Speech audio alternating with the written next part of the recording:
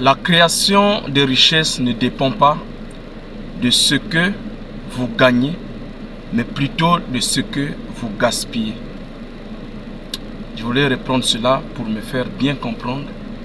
La création de richesses ne dépend pas de ce que tu gagnes, mais plutôt de ce que tu gaspilles.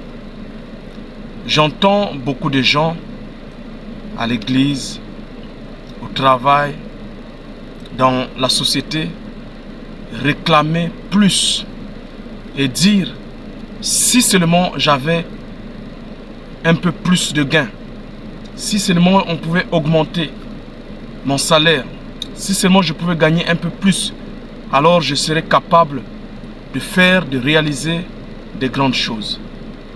Laisse-moi te dire aujourd'hui que tes réalisations financières, ta réussite financière ne dépend pas de combien tu gagnes ou de ce que tu gagnes beaucoup, mais cela dépend simplement de la façon que tu gères le peu que tu gagnes. On peut gagner peu, mais avec une bonne gestion, c'est quand je parle de gaspillage, je suis en train de parler de la gestion. Nous pouvons gagner peu, mais avec une bonne gestion, nous pouvons réaliser beaucoup de choses. C'est ce qu'on appelle faire beaucoup avec peu. Et il y a des gens comme ça qui ont réussi donc à faire beaucoup, à bâtir beaucoup avec le peu qu'ils ont pu recevoir. Il y a quelques années, j'étais à Brazzaville.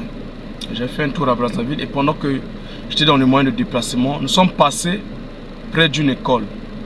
Et sur le mur de l'école était dessiné, je crois que l'école est encore là, et jusqu'à aujourd'hui. Donc sur le mur de l'école est dessiné un homme avec plusieurs, on peut voir sur le dessin, plusieurs ceintures autour de ses épaules, des ceintures que nous portons là, plusieurs ceintures autour de ses épaules.